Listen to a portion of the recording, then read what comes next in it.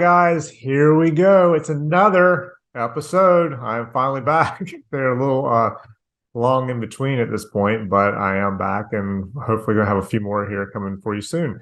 So anyway, today my guest is Dwight Loew, and Dwight is a content and integrated producer. And he has started out years ago as a photographer's assistant and a photographer, works at the Martin Agency, worked at Yibo, and he has a ton of stories. I mean, he talks about going to New York and owing New York $17 before he really even got into Manhattan. So you have to hear the story of why he owed $17. Yeah, that's an interesting story. It's really good. So we also talk about him working with a bunch of different photographers. He worked with David LaChapelle, Mary Ellen Martin, Bert Stern. You get to hear how he got fired because of Iggy Pop. Iggy did not cause the firing, but he was fired and it had to do with Iggy Pop. So check that out. He worked with Albert Watson for one day, but he worked with Albert Watson. Get to hear how he went from being a photographer to becoming a producer at an ad agency and some of the jobs that entailed, and lots of really cool stories. I think you guys are really going to enjoy this one. Let me know what you think. Thumbs up it, like it, follow, all that kind of stuff. And yeah, enjoy the show.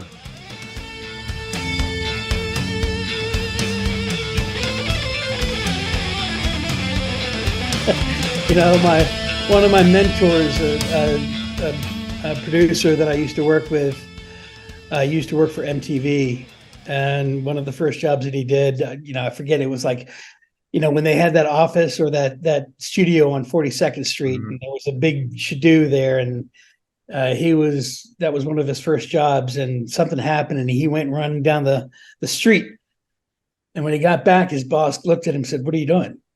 He's like, "Well, I had to get there quick." He goes, "Never run, man, never run." He's like, "Good advice." And it's like the best advice I ever got was the same thing. When I first got hired on agency side, I got hired by a close friend of mine, Julie Almond Sanders, amazing producer.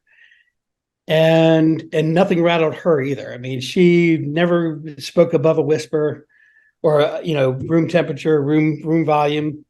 And I remember being in a room with my creative director and shit was going horribly wrong.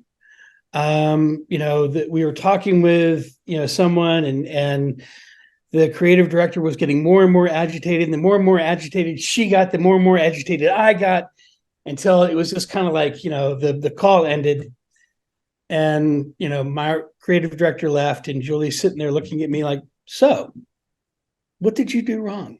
"What are you talking about? That was a horrible call. They were horrible people." She goes, "No, that's not what happened. You were wrong. You lost your temper. You lost your cool." And I'm like, cool. Never lose your temper or cool in front of the creative. Some good advice. Yeah. Very good Absolutely. advice. Yeah. You hide that shit. It's kind of like if you show any kind of emotion or concern, they will, and that's not where the creative need to be. So yeah, I have a couple of clients like that where no matter what happens, she will never see it on my face or hear it out of my mouth, because I know if I say one thing, she will freak out and start stressing even more than she already is and lose her mind. Yep. I had learned that early on, but obviously, there was time in between when I was assisting in New York and when I started the agency side job. But when I was assisting in New York, I was working with a ton of great guys. One in particular, Christopher Miko, a fantastic photographer, amazing photographer. Anyway, I learned from him, that it's like you have to, everything has got to be cool, calm, collective. The least little bit of, spike and shit, the earth starts to shake a little. Oh yeah, absolutely. Hey, so tell me, where did you grow up? I grew up in Tidewater, Portsmouth, Virginia Beach, Okay. Norfolk. Yeah, Um, my father was Navy, yeah. Yep. uh, but by the time he had gotten to me, I was the last of seven. Really? Yeah, and Wow. by the time he had gotten to me, he had done all of his traveling. He had gone from from one coast to the other and back, and having kids along the way, Oh my there God. and back. So me and my sister, closest to me, were both born in Tidewater, Portsmouth Naval Hospital. Okay. So I grew up there, little surf punk, little surf rat. Moved out of the house at like 15, 16 to go surf and Hatteras. Really? Yeah, and yeah, never really looked back. I moved out, and yeah, that was pretty much it. Yeah. Went to college at VCU, Virginia Commonwealth University. Okay. So you moved out at 15, 16 Roughly. I mean, I ish. would stay. Yeah, I'd stay with my mom on the summer or something like that. And that was Okay. pretty much it. And basically just so you could surf? That was when I started surfing. Yeah, never really got good at it, so I stopped. Yeah. Well, I would go back from when I was in New York. I would go back for vacations. My buddy still had the place that we stayed at. It was his family's place. So we would go back there, vacation in from New York, and just surf at that point. But yeah, Okay. I left around 15 or 16. I would go and surf, and then went to college, and I would stay like summer at my mother's house or something like that. What was your major in college? Communication arts and design, um, basically design. It's funny because I was thinking about this the other day.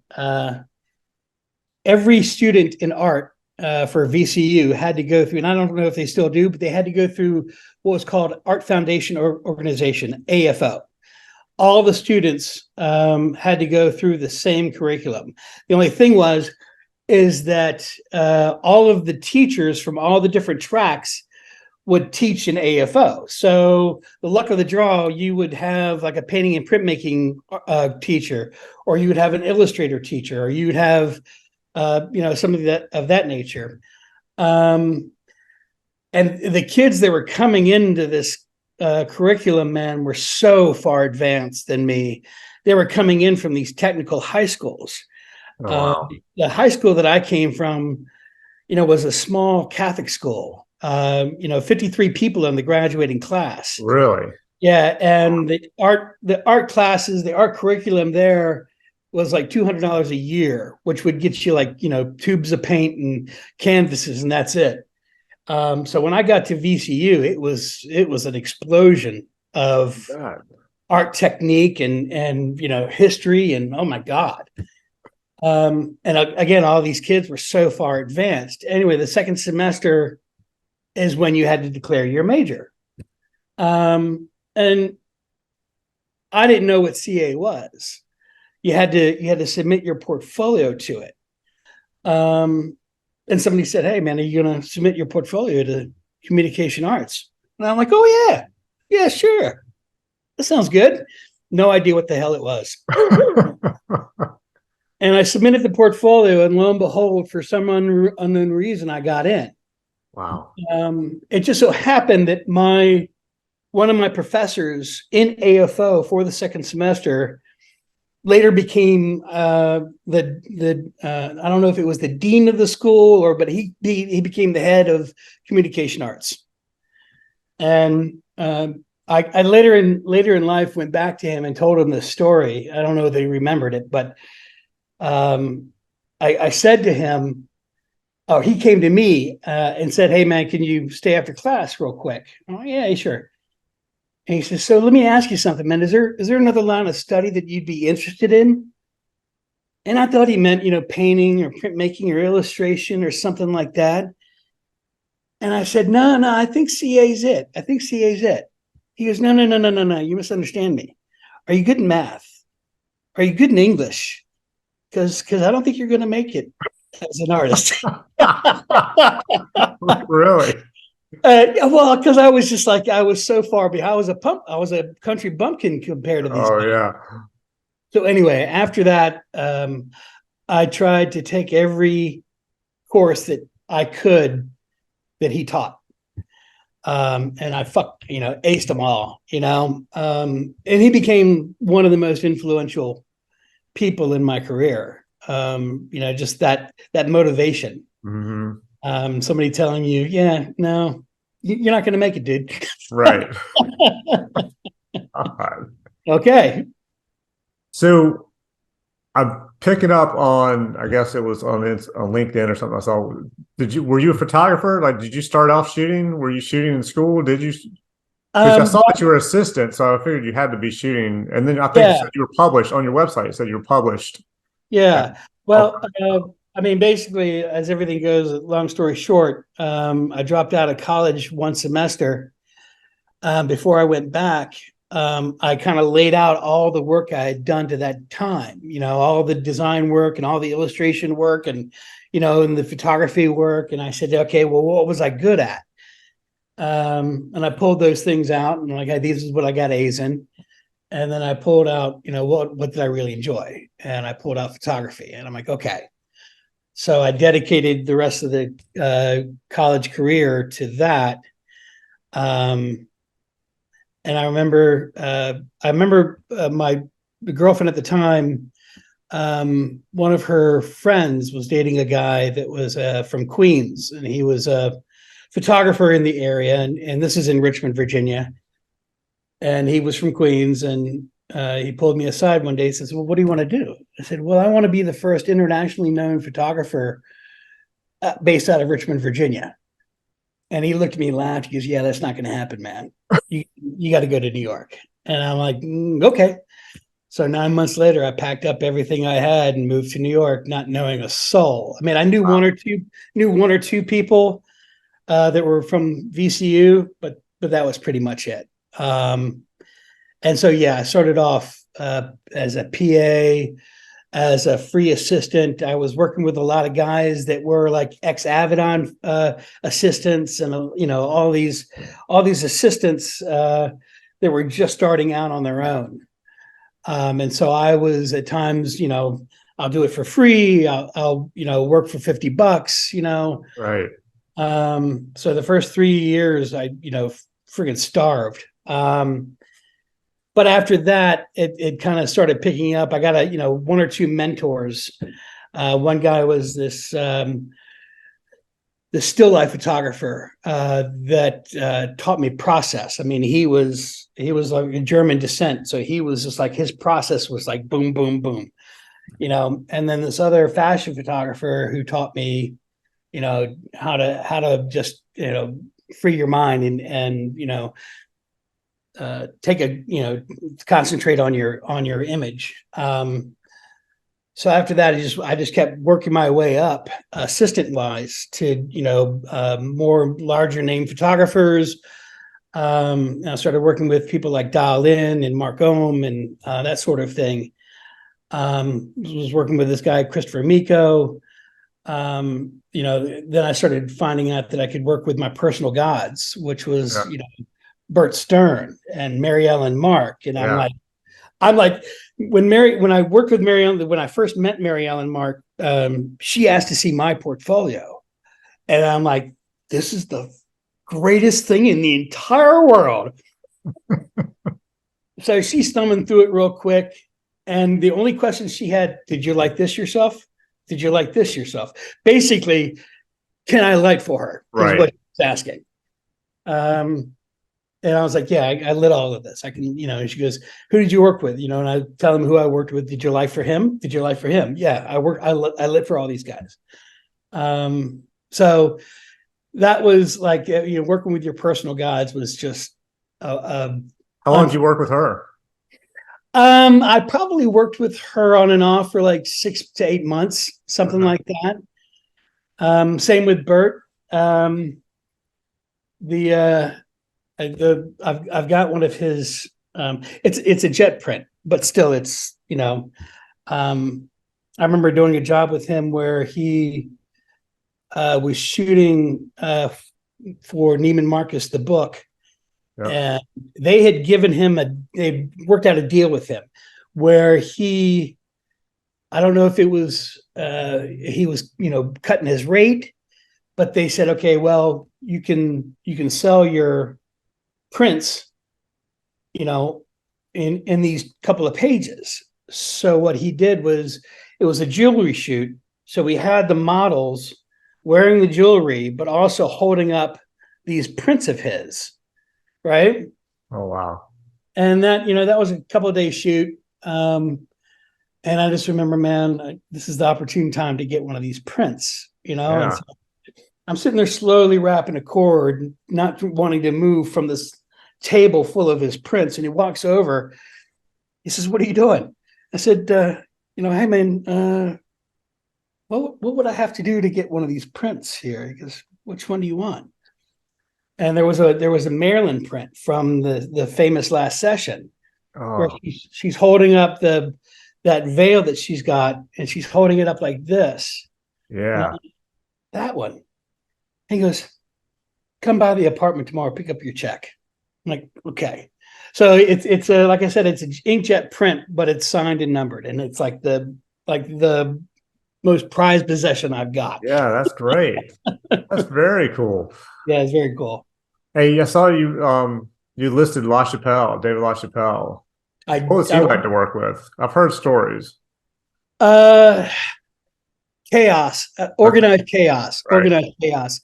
When I started working with him, he had two floor throughs right on the corner of St. Mark's and I think it was it first or second? I can't remember which. Um, and so the top floor through that he had was his office, and I don't know if he stayed there, if he slept there. And the second floor through was the studio. Okay. And we would literally build, like, this is like a normal apartment floor through, so it's not massively wide, it's not massively high, but we would build like 3 or 4 sets inside that area and just have like a walkway along the wall that you could get to each set. Oh, wow. And his prop stylist was probably the best in the business. She was amazing. And she would just go out and get all these crazy things. And the prop closet was actually a full-size bedroom. And it was the cartoon closet that you think about when you open the door. Yeah. You've got a massive wall of stuff that's about to fall on you. But she knew where everything was. And she would say, okay, there's a pair of 3 foot by 2 foot lips that's in the back corner. If you reach down 2 feet, that's where it is. And so you would literally crawl up on this, and you're crawling like 5 feet above floor level on all of these props to finally get Oh, exactly what she was God. talking about. It was amazing.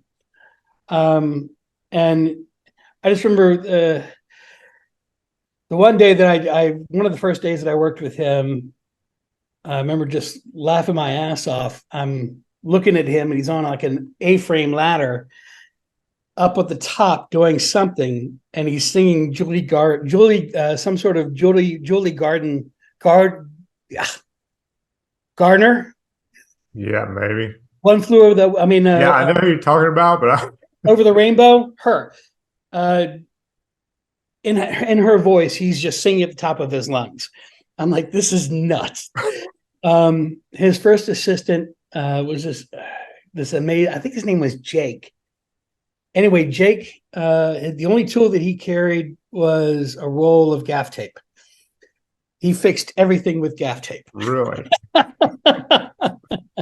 Yeah. And one of the funniest favorite stories I've got from working with him. Well, we were shooting. Who was the crooner? Mary Applegate. Her name.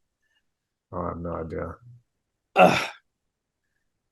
It's going to kill me. He was in Independence Day with Will Smith. He was the other pilot. He was Rev. Reverend. Wow. So Bill. It'll come to me. Anyway,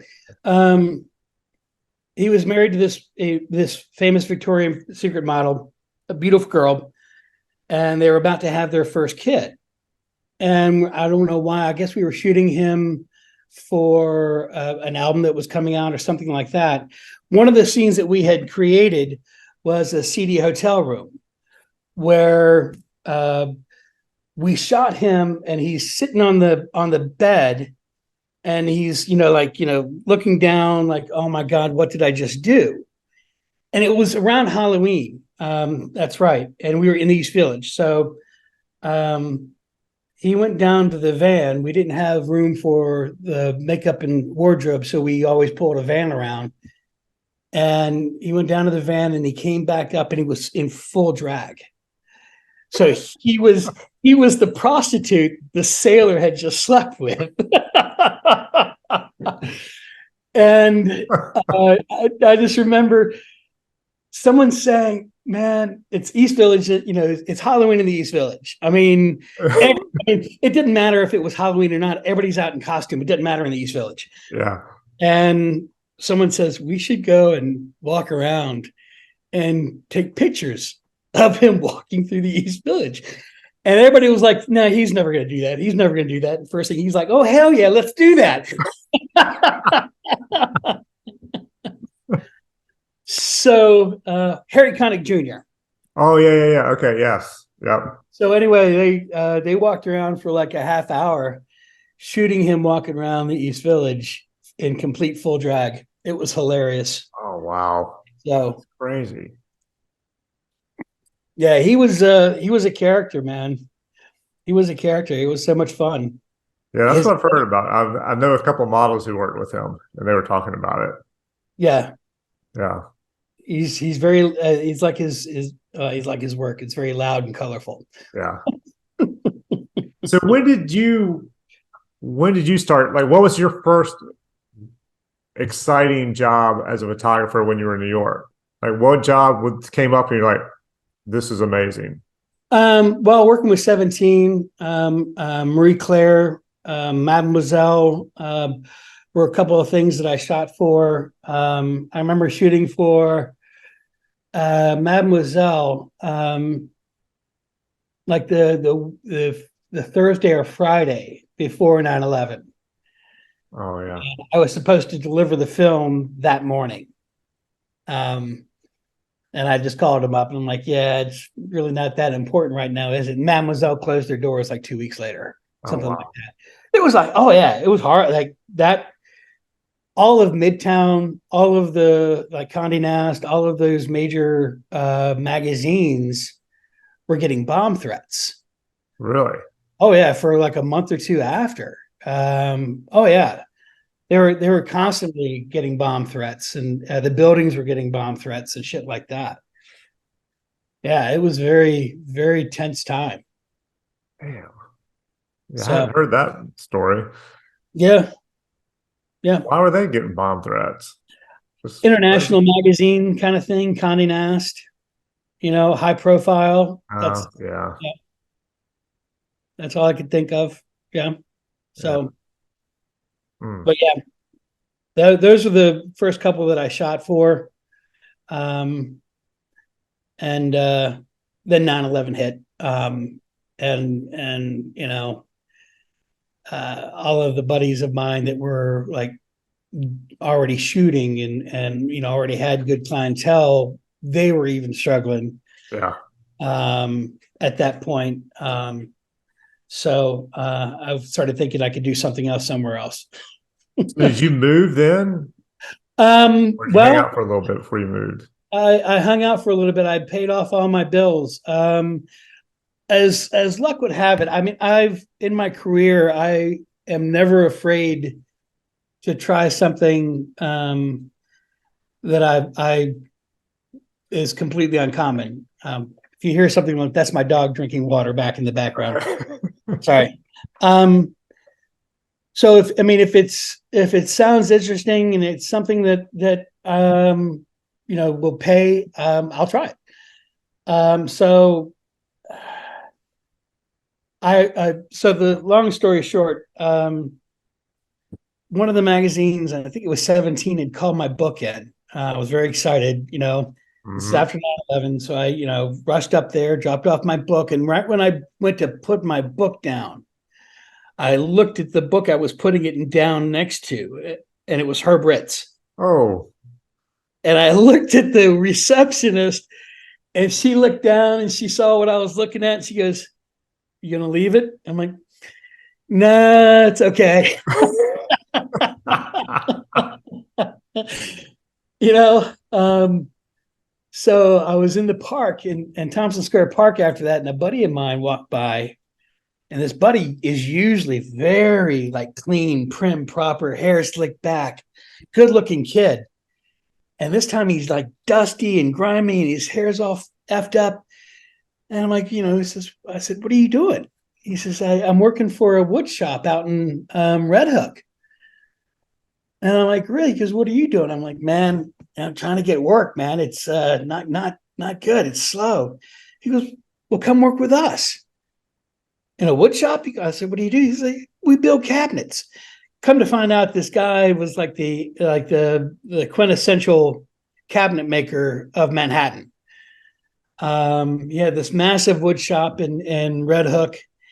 We would get there like at 5 a.m. and we would work until like 7, 8, 9 p.m. And it was a amazing experience for me. I mean, building cabinets, and I became the spray expert, mixing spray and spraying the lacquer on the wood, and just an amazing experience. And he was, paying us under the table, but so that's that's a basically, good, yeah. I just basically paid off all of my bills for the most part. Tried to get out of New York unscathed, and then I moved out of New York May 2nd, which I moved to New York May 1st. And so I thought it was apropos that I move out of New Yeah. York May 2nd. I moved out of there in 2002 and moved back here to Richmond. So did you know what you were going to do, or did you just like, I Oh, got to get hell out of New no. York? Oh, Yeah. no, not at all. Not at all. So how'd you end up at an agency? Well, that's long story short again. Um, so when I first moved back, I just started shopping my book around to shoot for ad agencies, Mhm. magazines, anything. And one of your previous guests, Cindy Hicks, Yes. happened to be an acquaintance of mine from college.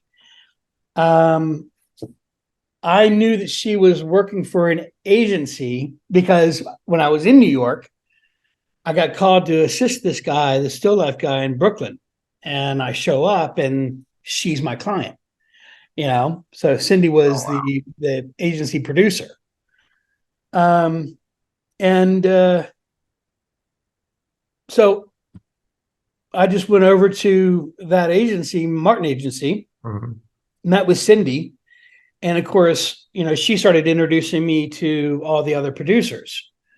This fellow by the name of Mark, who was a great guy. And Mark came to me and he's thumbing through my book and he looks at me and goes, "You are the best portrait photographer in Richmond today." And I looked at him and I said, "How does that translate to cash?" He goes, "It doesn't." God. Well, at least he's honest. And so then I met Julie, Amon Sanders.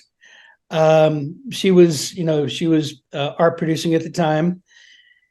And so she and I just kind of like started keeping in contact, and she started hiring me for a few jobs. I shot Geico for them and I shot a couple of other things for them. But nothing was sustainable. And Right. the trick was I was the new kid on the block and I was the new flavor. And so everybody was hiring me at the time. But it was like, as well as anybody that, running your own business is a hustle. Yeah. and you have to be on a daily basis. And it's like I didn't want to start over just in a new place. So, Julie and I kept in contact, but I floated around doing a couple of other jobs, a couple of other things, not art related. Um, and at one point, she invited me out for drinks. And so she and I are hanging out, and she goes, "Listen, I've been talking to my supervisors about you, and we know that you could, be a producer for an ad agency easily." And I'm like, "Yeah, I think I could." She goes, "Well, I would be your supervisor." And I'm like, "Okay, I can." Most of the major influences and people that I had worked for had been women. Mary Ellen Mark, Marilee Forestieri, things of that nature. So it wasn't anything, earth shattering or new to me. And she goes, would you have a problem me being your supervisor? And I said, not unless you have a problem with me calling you boss. And so I met with, a couple of other people. I met with Cindy again, and they hired me. The first year was, the first client I had was Walmart. And of course, I didn't know any better. Walmart to me at that point was just what a client should be, Yeah. And, of course, Julie and Cindy knowing better, they're like, "Oh, dude, this thing is a beast. This thing is," I'm like, "Good thing I don't know any better." So that's how I came to being at an ad agency. I remember meeting somebody, an art producer in New York when I was assisting, and this was several years prior to this, and she even said, "You could do what I do," and I'm like, "What do you do?" And she explained it, and I'm like, "Well, hell yeah, that's what I'm doing now." And she goes, "Yeah," and I said, "Let me get this straight, man. I can get a job doing what I do now, but get paid every 2 weeks and have health insurance?"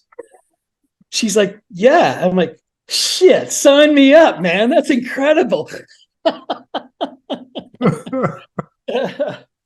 So that's kind of like when I became, that's how I became an art producer for an ad agency, and I haven't looked back. I mean, people have asked me, different people in different agencies that I'm working for have asked me, like, "Well, you could shoot this job." And I'm like, "I could, but I don't do that anymore." I mean, Right. I leave that to the guys that stayed in the game and busted their ass on a daily basis, and I hire them now. That's I don't shoot the job because it's convenient. I shoot but I'll hire the guy that can shoot the job. Yeah. Yeah. I know Um, some guys who still do are still on both ends. They're the creative director or the producer, and then they'll shoot it as well.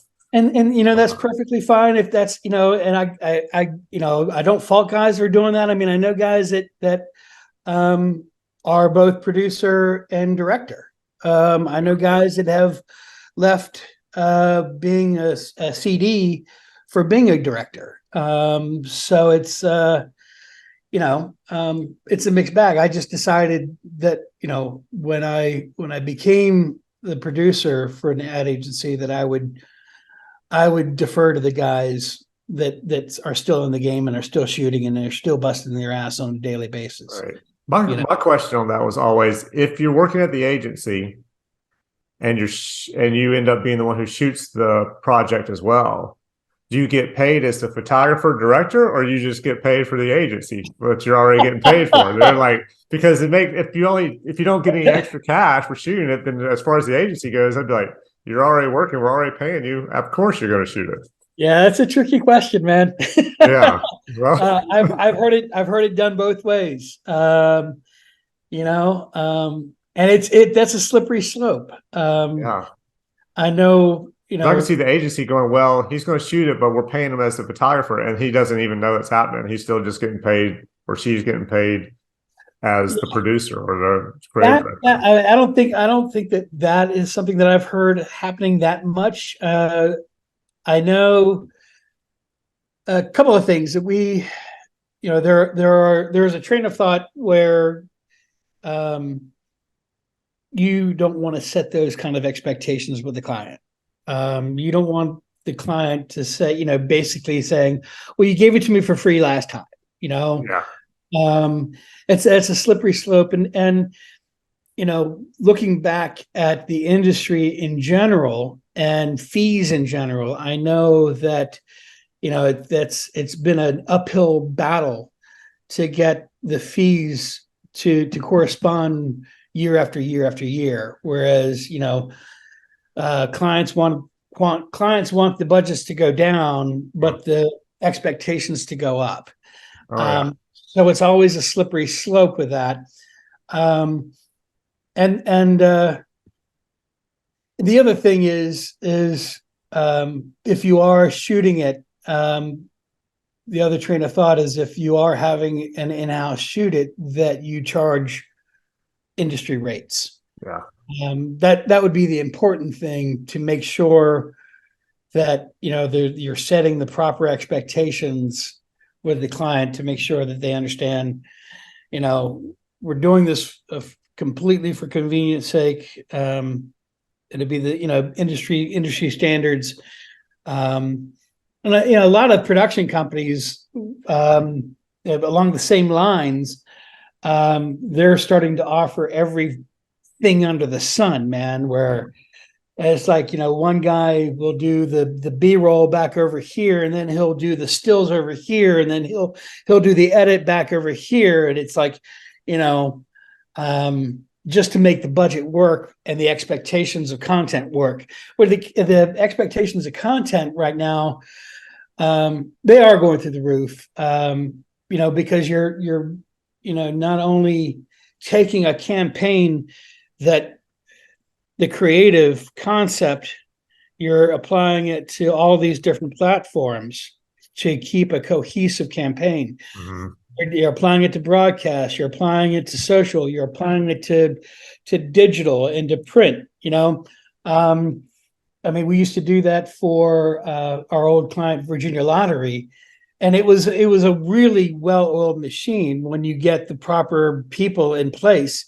You get that the studio artist cranking out the work that is corresponding to the concept of the broadcast. It's concepting to the social. So, but that expectation is really starting to explode as well. So it's all things that you have to think about, and pushing the client. Like, if you're going to do all of these things, yes, we can do it economically and we can do it feasibly, and with great time management. But that's a lot of content, Uh-huh. and the budget expectations got to raise. Yeah. So it's definitely a constant discussion that's had. Do you get quite often where they want the photographer to also be someone who can shoot motion on set at the same time? Because I've had some shoots where I'll shoot stills. As soon as we know we have the stills, we immediately go over and we switch over and we shoot some motion. And it's mainly for, social media, that kind of thing is what they're looking for. So if I'm doing it, it's not going to be some big setup. Usually if it's a big setup, I'm shooting stills with a video crew. Yeah. It depends on the setup and depends on the budget, like I just mentioned. More times than not, as we know, the broadcast, usually regardless of how agile that crew can be, still is going to have a larger price tag than the still shoot. So is it smarter for me to have a still photographer that I bring in that can then just step in and shoot? At times, yeah. Like I said, because it just, in order to meet the day, meet the hours, and meet the budget, that broadcast has got to be streamlined. And again, it doesn't matter how agile that usually is or can be. And at the same time, we've done it where we've done that, where the director is the photographer. And it's usually that can be very slim and very quick and very streamlined as well. You just need to set those expectations. Right. Do you think it's important for photographers now to have video motion work?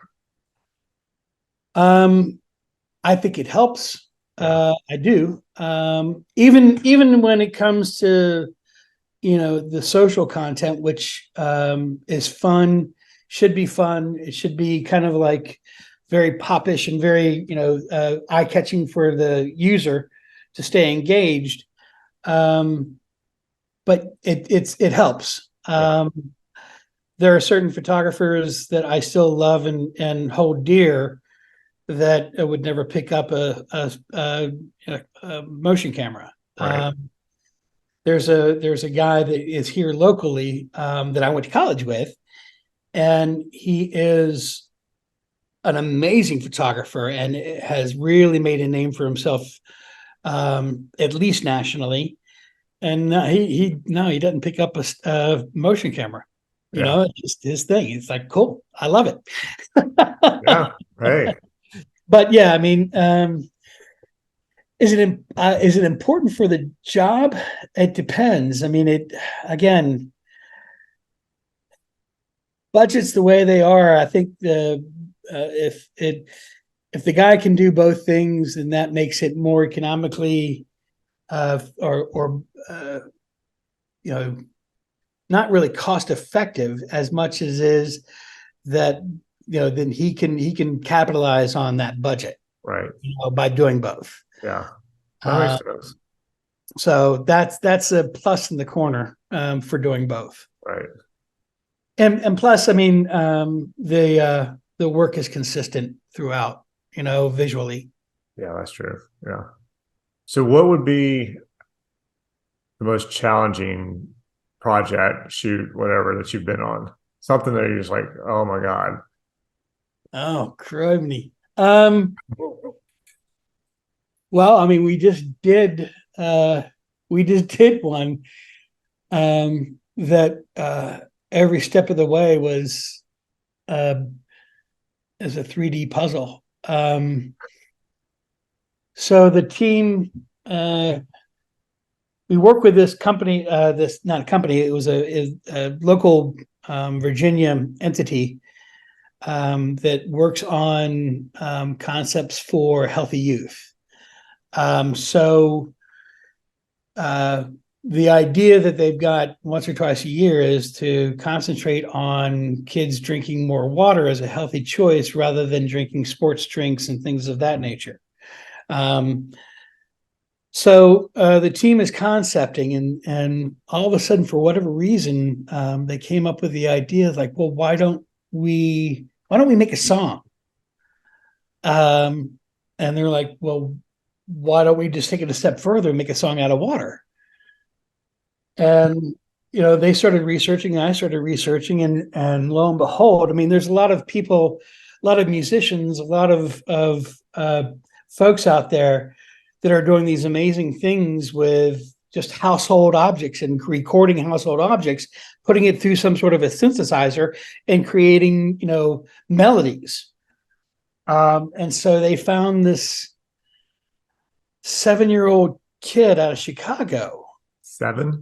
7-year-old kid out of Chicago. His name is Miles Music Kid. And they were like, it's kind of like this, Dwight. It's kind of like, this is what we're thinking, is this, we found this kid and he is like, he does kind of like what we're talking about. And I'm like, so he's an influencer out of Chicago. You just want me to call him up and see if he'll do this for us? They're like, yeah, okay. Long story short on that is that through, a lot of negotiation, he's got an agent in LA, and he's got other folks that are helping him out, trying to figure out. This was the first time he's ever done kind of an advertising thing. He'd been on, a couple of talk shows and things of that nature. But this is the first time he's ever done like an advertising thing. So it was kind of like new territory for him. And, we finally, came to an agreement. We negotiated. He came on set and did an amazing job. And it was a really wonderful experience. The whole set, the first day of shooting was amazing. Getting there was the bear, man. I mean, trying to figure out, like, you're basically making a melody that you have no idea what it is. I mean, I'm not a musician. My writer's not a musician. My creative director is not a musician. So it's kind of like we're kind of like fishing around and having a lot of conversations with these guys, with Miles and his dad, and trying to figure out, what does this thing sound like? What is it? I mean, what is it? I mean, we have no idea. And finally, Miles comes up and he says, well, what about this? And he sends this, like a couple of days before the shoot, sends this kind of like example. And we're like, okay, all right. And literally, when he's on set while we were shooting, he's working with a group of other kids that we hired who are singers or performers. And he's literally recording the water sounds that are happening on set.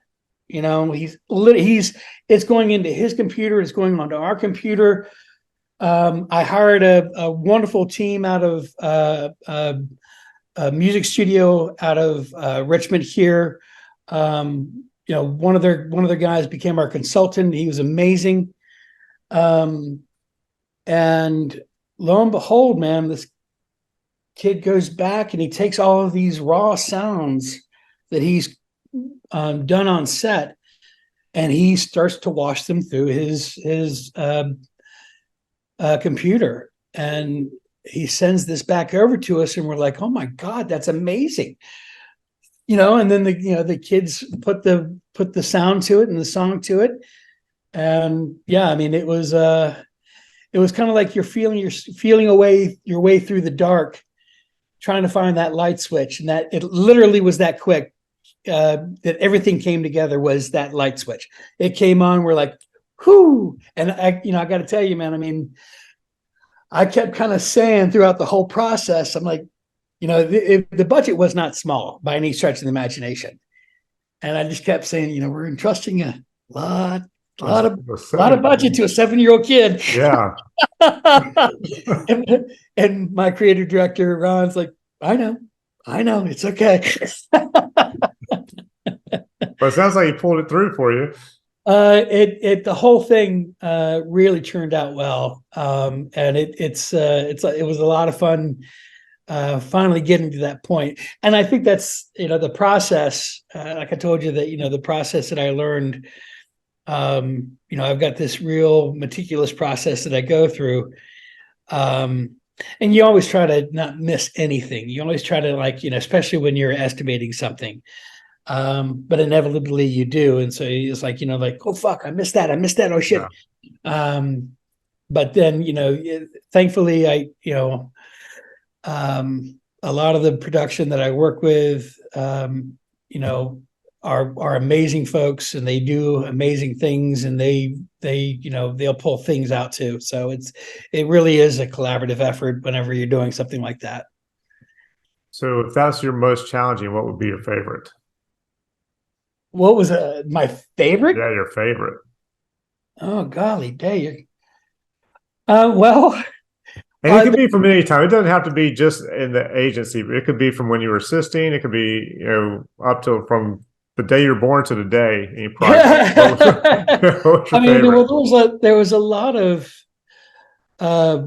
things that I was doing when I was in New York, traveling. Working with Steen Sundlund. He's a great photographer. Part of that, there was a whole Danish Copenhagen movement that was coming in. Steen Sundlund and Sven Lindbeck and all these guys. And I just remember we spent a week out in literally bumfuck Texas. We flew into Midland, Texas. And I've been there. Then, huh? I've been there. Yeah, buddy. Capital of the tumbleweed. Uh, Yep. and I back think they're then, the helium capital of the world. well, one of the funny Something like things is that. that we found out. All right, so I this is before computers or before you personal computers, and so I went to Strand Bookstore when I found out I was going to Texas, and I bought a book on tourism in Texas. And that's what you used to do. That's as an Right. assistant. If you were going to Paris, you would buy the book on Paris. If you were going to, wherever, Nassau, buy the book on Nassau. So I bought the book on Midland, Texas, or Texas. And when Steen and I flew in, we just got in the car and started driving. We started driving to El Paso, and he's looking around as we're driving. I'm driving, and if one of the funny things just now I thought of, on the side of the road there was this big plaque, and it said, meteor crater. And Steve's like, dude, you gotta stop and look at the meteor crater. And I'm like, cool, let's stop and look at the meteor crater. So we, pull over, go to the Cloverleaf, come down, go to the drive-in, the parking lot of the meteor crater. We walk up, and it literally, dude, it's flat as a board for miles. There's a plaque right there. It says it was filled in, and like Really? filled in like in 19 something or other. And he's like, you got to be shitting me. They filled in a Wow. meteor hole. Like, yeah, man. So that whole first day, man, we just drove and drove and drove and drove and drove and drove. And we finally get to El Paso, and it's like 10 o'clock at night. And so the next morning, and Steen wasn't seeing anything that he liked, and I was like, okay. So I go to his room, and I'm like, let me ask you something, man. I mean, what are you looking for? He goes, well, I just thought there'd be like dude ranches everywhere, and that we would go into like these dude ranches with these models. I think it was like, I forget who we were, Italian Vogue or something like that we were shooting for, something like that. And he's like, I just thought there'd be dude ranches. I'm like, okay, I got my book. Let's look up dude ranches. And I'm thumbing through it. I'm looking up. Finally, I find dude ranches. All the dude, we're like in the far Oh west yeah. quadrant of Texas and El Paso. And I look up dude ranches. They're all in like the southern eastern quadrant of Texas. Ah, And I'm like, dude, that's like 2 days drive, especially from Midland. It's at least a yeah. day's drive. And all the models were coming into Midland. He picked Midland because it was the middle of the state. So, dude, we drove around, but the thing was, I mean, Steen is an incredibly creative guy, and the art director was incredibly creative. And at the time, it was like Americana. They, Italy and Italian Vogue readers, they wanted Americana. So we would literally find these little swatches, little, backgrounds of Americana things, and we shot there for 2 or 3 days. It was so much fun. The crazy thing is that the hair and makeup, and I was just looking at a picture of this. I got a Polaroid of it. I was looking at a picture of this the other day. The hair and makeup was a vegan. All right. And so we're in the middle of Texas. Fast. Like the only place that you're going to find vegan shit, man, is like the salad at McDonald's. Uh-huh. Yeah. So that guy starved for like 2 or 3 days. I remember the first time I went to Texas, I was shocked that we stopped to eat, and half the dudes in the place all had cowboy hats on, or more than half, like 3/4. I was like, wow, they really do wear cowboy hats here. It is not just something for TV. No. Yeah. The other fun thing was that we went with Steen and a couple of other people. We went to London to shoot for. He did this campaign for like a PSA, for London, and that's when I met the same PSA. We shot in New York too, and that's when I met Indian Larry for the first time. Really? Yeah, that was a thrill. I mean, Indian Larry kind of lived in my neighborhood, and I saw him every once in a while. But you never, sat and talked to him and got to know him like that. For that short period of time, he was an amazing guy, very smart, very sweet guy. But the funny thing about this, all right, so our client was this very, British girl, blonde hair, and of course you have Indian Larry. And at one point I walked into the RV, and the hair and makeup thought it would be good to have something to watch as he was doing hair and makeup on all the talent. So what does he bring? He brings "Give Me Shelter" by the Rolling Stones, right? And so you've got on one side of the RV, I've got Indian Larry, and he's looking at it, and on the other side, I've got this prim, proper British woman. She's looking at it like this, and all of a sudden, Indian Larry goes, "You see that? He had it coming." And I'm like, "Whoa!" the guy that got the supposedly the guy that was killed by the Hells Angel was trying to kill Mick Jagger, and actually had either a gun or something. I'm sorry I yelled this now, but sorry about that. No, you're fine. Volumes. It didn't change my end at all, so it was good. But that was kind of like that was an important moment, watching Indian Larry go, that was it. So, yeah, that always interests me is like when you pay a bunch of dudes to be your security who are the Hells Angels and you're paying them with beer or whatever, and like it's not going to go well. Probably not the best idea. Yeah, right. Okay, so when you're looking for photographers, directors, do you ever use source books? Because there are a ton of them out there, and they are charging a lot, like $7,000 to $12,000, $13,000, $14,000 a year for a photographer to be in these things. Right. To be honest, the majority of research I do, granted, is online, but it's through my list of favorites and reps. Yeah. There's a lot of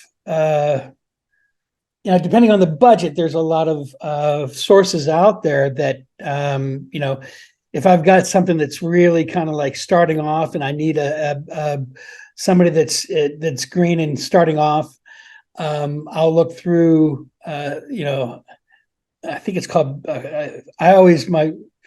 Ron always jokes on me for not being able to pronounce this correctly. Behance, I think it's what it's called. Yeah. I'll look through that, depending on the budget, but more times than not, majority of my research is done through reps. That's where I find directors. That's where I find photographers. Mm-hmm. I've also built a library of photographers that depending on their genre, and I'll have that I go through, and it's definitely a 2 or 3 or 4 day search. Yeah, but majority is on reps and favorites. That's pretty much what I hear from most people. So I'm kind of wondering, these source books don't seem like they're worth the cash to me. Because most of the photographers I know who are in them, like, I haven't got any work from being in it, but it obviously used to be. I mean, that's where I got my start. I mean, I would go down to the basement of Strand's bookstore, and just sit there for hours, pulling source book after source book, looking for a photographer to work for as an assistant. But then when I started to do art production for the agency, it was more the list of favorites, more the reps. Yeah. All right. Well, coming up we're here about an hour. So, last question. Okay. What is the strangest or most unusual thing that's happened to you in your career since you graduated college? These questions are killer, man. I, moving to New York was, one might say stupid, but the other might say brave. I moved to New York not knowing that there were tolls, and so I spent my last $20 on gas. And I had to pull over at every toll and fill out a voucher. Really? Yeah. So did you have a place you were staying? Because I'm like, My oldest brother lived out in Jersey at the time, okay, and his wife worked down in the Twin Towers, and he worked up at Columbia Presbyterian. He's a doctor. okay. Um, So we're and using their address for when you're filling out the vouchers? yeah, yeah, yeah, yeah. So that was kind of like just a. I literally remember as I was leaving, and I was leaving the girl that I was dating in college, and I was leaving her, and I just turned to her and looked at her and I'm like, just stop me. What are you doing? Just stop me. She goes, nope. You got to do this. You got to do this. I'm like, okay. So that was, and the thing is, I mean, it's like 300, 400 guys a day were doing that, and I knew that. I knew that there was stiff competition. I knew that every morning you woke up, there was 300 or 400 other guys that were waking up the same way and looking for the same job. So it was, it was a lot of struggle, a lot of people say character, but yeah, whatever, starve my ass off. I could have done it without starving my ass off. But working with all the different photographers that I was able to work with, the personal gods of mine, I missed out on working with Richard Avedon by that much. Really? Yeah. Me and Mark Stetler, other assistant buddy of mine at the time, were on the lists for, like Sun Studio. The equipment department of all these studios kept the list of assistants, so that if a photographer came along, said, hey man, I need an assistant tomorrow, can you find me somebody, they had the list. Oh, wow. And I don't know if me and Mark were at 1 and 2 at the top of the list, but I was the first call, and I was in Savannah, Georgia, with Christopher Miko, and the equipment manager, I think his name was Anthony or something like that. But anyway, he's like, hey man, Richard Avedon wants you to come in and work with him tomorrow. And I'm literally thinking, okay, I bet I could get a flight out tonight. Yeah, that's what I would have been thinking too. I was going to leave Christopher, and I was like, I can't do that. I can't do that. Yeah. So the next call that they made was to Mark, and Mark wound up working with Richard for 2 years. Really? Yeah. So, and he would make I it. heard that was a rough gig at first, anyway. Yeah, he was either second or third assistant. But Mark enjoyed it thoroughly. He would kind of like give me a little grind every once in a while and say, yeah, Dick and I were talking the other day. Shut up, man. Yeah, that's the thing. I just listened to a whole like 20-something hour book on Avedon and all this from like his personal assistant or his manager or whatever she was, and it sounded like it was a rough gig to be his assistant, but that everybody loved to be his assistant. Yeah. And that it wasn't like anybody had anything bad to say. It was like it was a lot of work, but they all really seemed to enjoy it. Yeah, I mean, there's definitely photographers that were out there at the time that um, like you knew if you worked with them, you were going to get beat up. Yeah. It was like that was the thing. They were superstars, and they acted like that. Even David LaChapelle was a sweetheart. I mean, he was nuts, and the whole thing was like this organized chaos, like I mentioned before. But he was genuinely a very nice person to work for.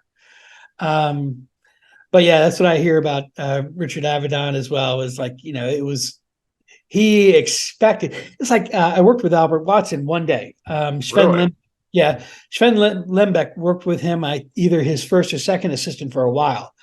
Sven is a buddy of mine, and Albert expected precision and exactness and humility and furthermore, someone like a Brigitte Lacombe, same ideology. Assistants should be seen and not heard, or not even seen. I got fired by Brigitte. She Being seen. huh? For Oh being yeah, seen. I was definitely seen. She we were shooting Iggy Pop. And I had met him several times before. And it just so happens that I lived around the corner from where he lived. He lived at the Christodora and the East Village, and I lived on 10th Street between B and C. And so that it so happens that every time that he was in town for a while, I was on that shoot. And then I would see him, either in the bodega on the corner or in a bar later on. And it was very interesting to that experience. And I remember we were shooting Iggy and James. He wouldn't remember me for shit. But at the end of the shoot, I went up to Brigitte and I said, do you mind if I get James's autograph for my brother? And she looked at me and she goes, you do what you've got to do. And I'm like, okay. So I got his autograph and she fired me. Yeah. That's like when your girlfriend says, "No, it's fine, you can go." You're like, Yep. what? You're okay Yep. with me going out to this? Yeah, it's fine. Go. You can go. And you're like, okay. And then you get home and she gets pissed that you don't want to talk to you. Yep. Yeah. Exact same. But yeah, working with those guys that level, and that, that it was always a lot of pressure. But it was also very rewarding. It was also like the shit that, the shit that you were doing was just so much fun and looked so good. I mean, that's what you're paying for, is like, Bert Stern's eye or Mary Ellen Mark's eye, or, you're paying, Stephen Mazel's eye. Stephen Yeah. Mazel may not be able to fucking turn on a light, let alone set it up. Right. Not paying for that. You're paying for his eye. A friend of mine, another photographer friend of mine, and I were talking the other day. He's talking about some photographer he knows, and I can't remember if it was a guy or a woman, but I think it was a woman. And no, I think it was a dude. He was like, he can't light anything. He doesn't know how to light anything. I was like, and I said, and his assistant was getting mad. I said, well, that's on his assistant. I said, because you don't have to know. I've had plenty of shoots where I was like, okay, I know how I want this to look, but I don't know how to make it happen. But I know a dude who does, and I will hire him to do it. Yep. And I said, that's how they do it, man. I said, those dudes up there, some of them, they only know how to hit the button on the camera, but they know what it needs to look like when they look through the camera. We one scene that we were setting up for Mary Ellen, it was three of us, and we went in and we lit three different scenarios. All right. And it was a classroom. I think we were shooting a rapper. And so after we were finished, we set all three Polaroids down in front of us. We're like, okay, before we bring Mary Ellen in, let's decide what we like. And we'll tell her why. And we're like, okay, well, we like this one. We're like, yeah, definitely that one. It's definitely that one. So we brought Mary Ellen in and lined up the three Polaroids again. And she goes, huh, well, I like this one over here. We're all looking at her like, why on earth would you like that one? She goes, well, you see this little part of the American flag that comes down at the very top of this frame? Oh, yeah. So it was like, Yeah. the things that they're saying, the things that someone like that is saying is like, oh, fuck, that's cool as shit. I missed that completely. So, Yeah. yeah. Yeah. That's amazing. So it was I guess those sort of things that were great memories for me and the career moving up and being in New York and that it was very hard. I didn't I didn't make any money, but But you have good stories. I had a good time. Yeah. Yeah. You hit New York at a good time. uh, Sounds like nice uh, point in history. one of the first guys that I worked with, I think I worked for him like $50 for free. He was one of I think he was one of Irving Penn's old assistants. Um, Really. and I remember during lunch one day, he looked at me, he goes, man, I pity you and I envy you all at the same time. Yeah. I'm like, why is that? He goes, well, I pity you because you don't know what it was like here in the 80s. I mean, it was nuts and it was so much fun. I envy you because you don't have anything to compare today to. I'm like, well, yeah, Yeah. makes sense. So Yeah. I do have some friends who were in New York in the 80s, and they were just like, dude, it was amazing. There was money everywhere. The shoots were incredible. We were flying, like a friend of mine who was a agent, he was like, we were flying out to San Francisco basically to have lunch, spend the night, and immediately just turn around and fly back home. That's how much cash was just flowing through here. yeah, all the assistants that I was working with when I was first in New York, they were same thing. They were like, dude, we'd get in a helicopter and scout. Yeah. That's cool. Yeah, that'd be nice. Well, damn. Well, Dwight, thank you, man. This has been very cool. I'm glad to finally Yeah, it's been meet you fun. in person and see your face, and with the best beard in advertising, I'm going to say. I got to get it trimmed here soon. So It's incredible, man. I like that thing. thank you. I can't get past the like once it gets to that part where it itches, and then I'm just like, okay, I can't take it, and I have to shave it off. I just can't make it past that. Trust me, man, this thing itches. Yeah, Yeah. I put it in a ponytail sometimes, especially yeah. if it's too hot. Yeah. Yeah. Well, it looks good, Thank you. dude. Thank you so much. I really Thank you, appreciate brother. it. It's been such a pleasure talking with you. I appreciate the time.